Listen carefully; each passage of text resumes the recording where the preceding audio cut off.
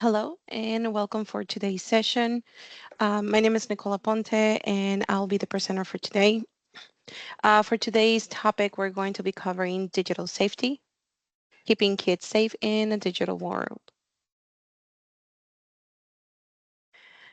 And before we begin, this information is being provided in order to increase your awareness. It is not intended to be medical advice. If you believe that you may have any medical conditions or have specific questions regarding your health, please see your physician. Digital safety is being aware of dangers on the internet, on devices such as cell phones, home computers, smart televisions, that means TVs with internet access, voice enabled devices, and tablets. Factors to consider when deciding if a child needs a device, parents knowing their child's location, such as after school or with a friend, access to the internet, social platforms such as gaming or social media, time the child may spend on the device, and asking if does it affect activities such as sleep, homework, outside time. Also the maturity of the child. Access to the internet means access to pornography, violence, bullying, unsafe images, and predators. If you are not ready for your child to be exposed to this content, then you're not ready to give them a device. The best protection is waiting to give your child a device for as long as possible. This is a personal decision. Not all children are created equal when it comes to limits. So consider a child's age, grade, and maturity when in setting limits. Have conversations with kids about safety and decide how the device will be managed before giving children access, even with parental controls are in place. Keep track of what your child is posting, sending, or receiving through social media sites. Kids think everything just disappears, but the internet, apps, and social media platforms can store information forever, which can be reposted. Have children report bad behavior, bullying, or unsafe images that they see online.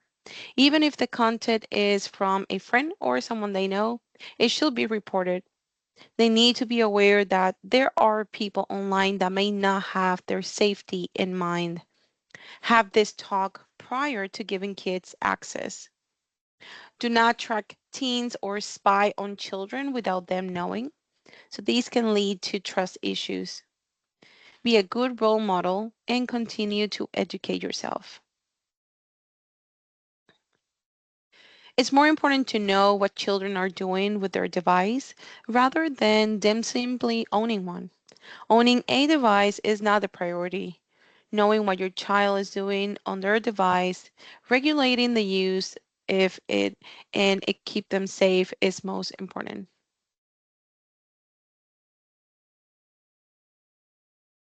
So who is at risk for online predators? Well, girls between the ages of 12 and 15 are the most targeted group.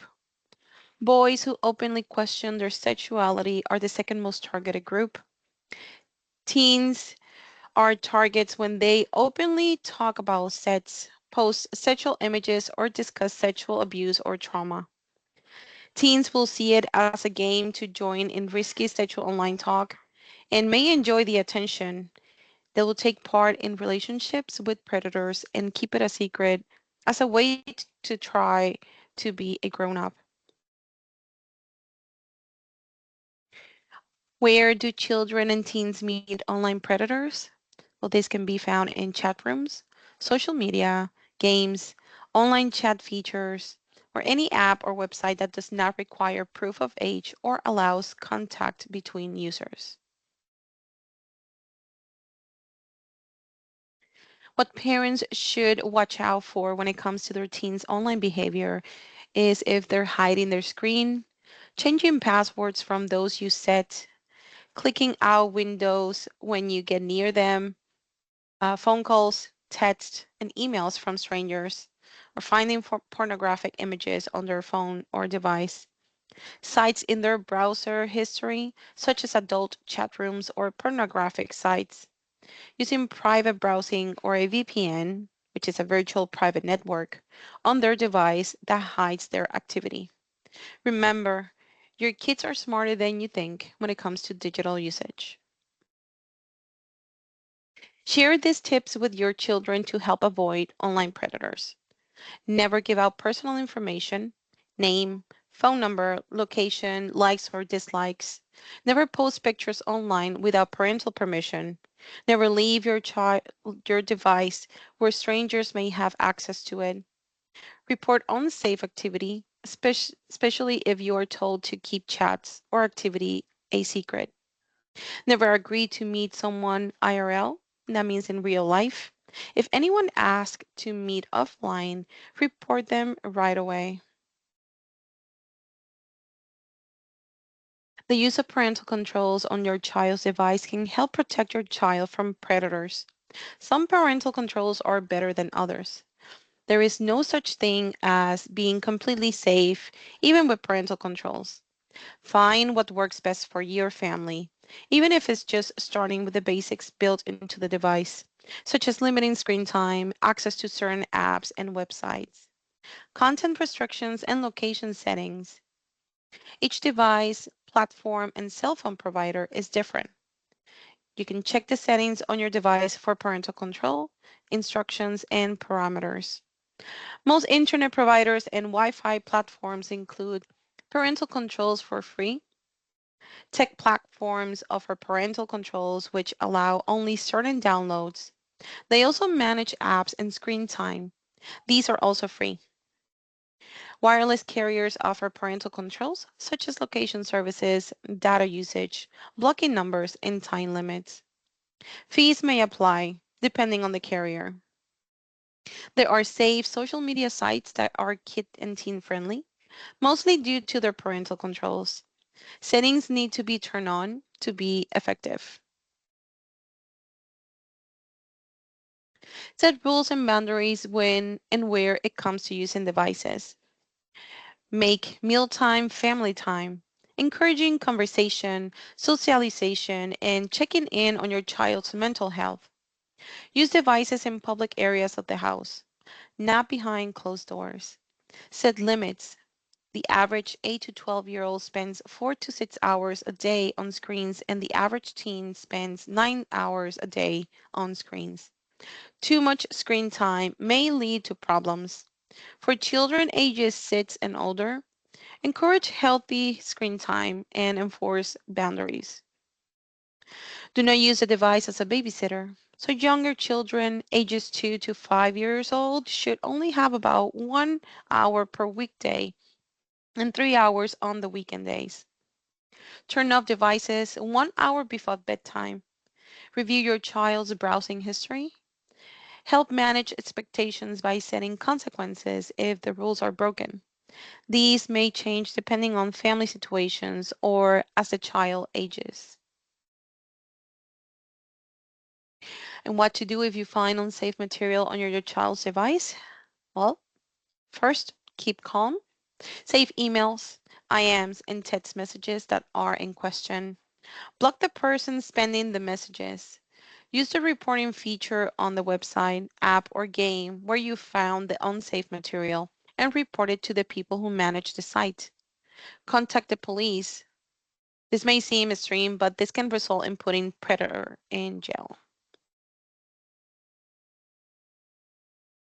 Children have access to many online apps, and if proper parental controls are and education are not in place, their safety may be at risk. As a parent, educate yourself on the latest apps, social media, messaging sites, photo and document sharing sites, and know what your child is viewing online. No app is completely safe, but some are better than others. Using parental controls keep a child safe from unwanted attention from strangers and giving away a child's location. Even though a chat room is private, a screenshot can be taken and shared.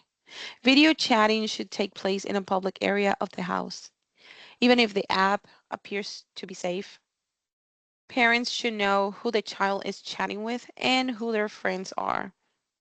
Mental and physical threats to children can include bullying, extortion, obtaining something through force or threats, possibly human trafficking. Educate kids on such behavior so they do not become victims.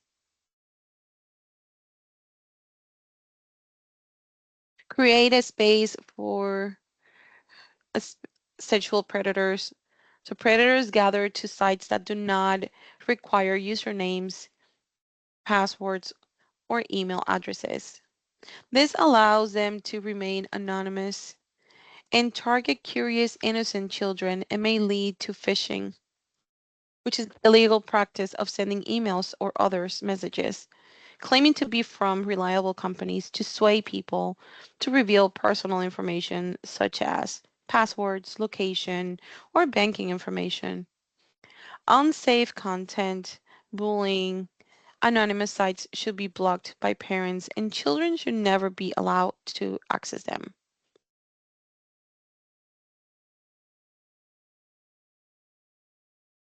And how to know what are age appropriate sites versus adult only sites? Well, sites intended for ages 13 and older may have unsafe content sent by peers. Apps originally meant for gamers to chat have been taken over by hackers. Adult sites should be off limits to children due to phishing, pornography, lack of parental controls, unsafe content, bullying, and targeting of teens. Users of these sites cannot be located or tracked.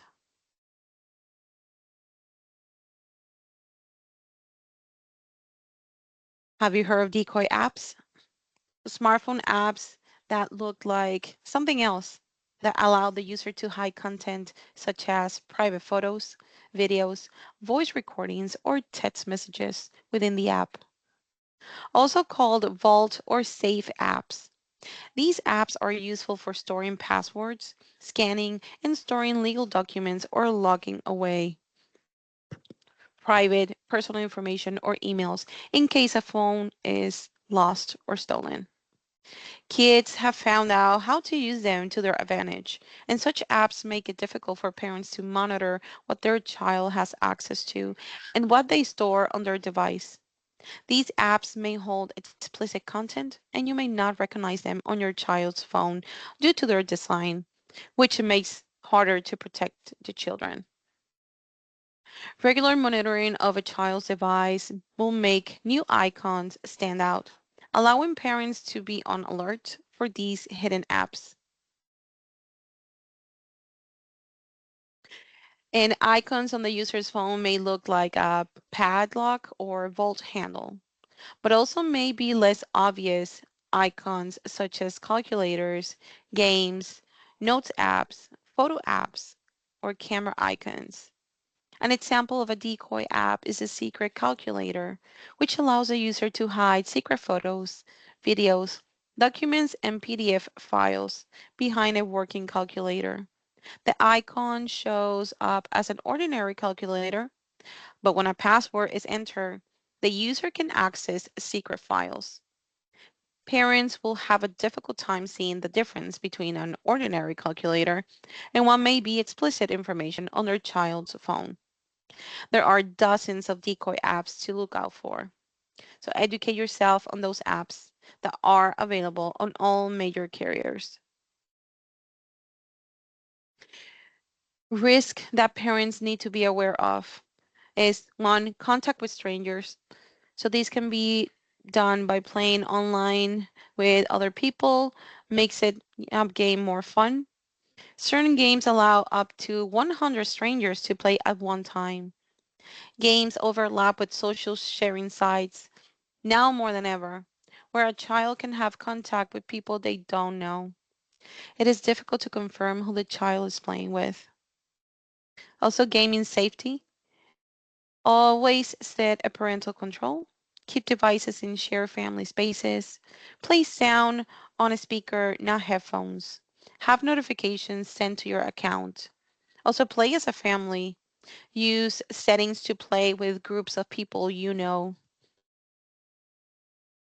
Something to be aware of as well is just e addiction. Set screen time limits. help kids develop healthy habits so it doesn't interfere with schoolwork, relationships, self care, or health.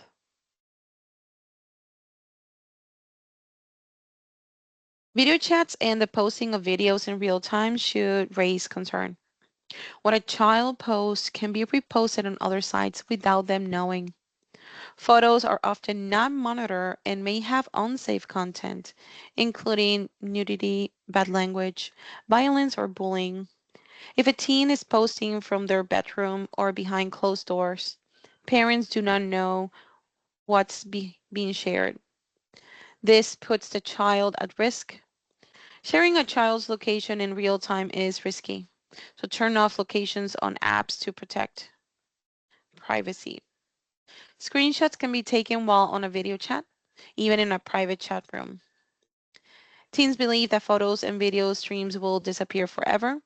This has caused a rise in posting selfies, sexting, bullying, and selling drugs. Other apps can store information and users can take screenshots and post them somewhere else. Nothing ever truly disappears.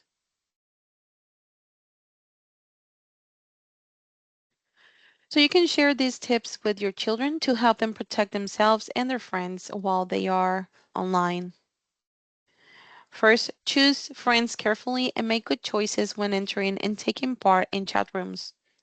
There are some apps that limit access from strangers, but nothing is ever completely safe. Be respectful. Avoid drama and gossip. Keep information private, such as name, location, likes and dislikes, and passwords.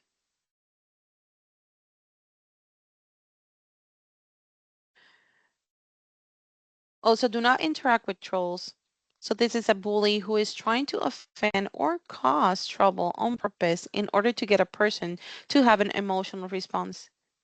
If someone is being bullied online, stand up for them. If unable to stand up to the bully or are the one being bullied, report the bad behavior. Follow the family's rules. Obeying the rules, such as now texting after a certain time and avoiding certain websites, will build trust. Also, think before texting, posting, chatting, or sharing. It's not always possible to take back what is said or posted. If feeling worried, sad, or nervous about being online, try taking a break and reach out to a friend or adult for help. So, now, after all this information, I have a few questions for you. How has this presentation changed your opinion about online safety?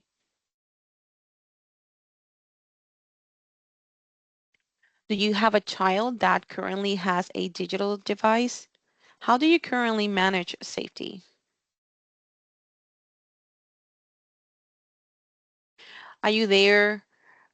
Are there measures that you will take to change how you approach digital safety with your child or teen? If you have any additional questions about this topic, please you can contact the email of our health and wellness department, and that's wellness@geisinger.edu. These are the resources used for this presentation. Also, you have access to Telenurse, which provides 24/7 health information and advice on a wide variety of medical topics and can help you decide what kind of care is right for you. You can contact Telenurse by calling 877-543-5061, and that's PA Relay 711. Also, if you want to find out more events in the virtual or in person, you can access to geisinger.org slash events or scan the QR code that is in your screen right now. And if you know anyone who is in need in your community, you can always refer them to neighborlypa.com. And this is a social needs website, which it will provide low cost to no cost resources in their area. Thank you so much. And I hope you had enjoyed this presentation and have a wonderful rest of your day. Thank you.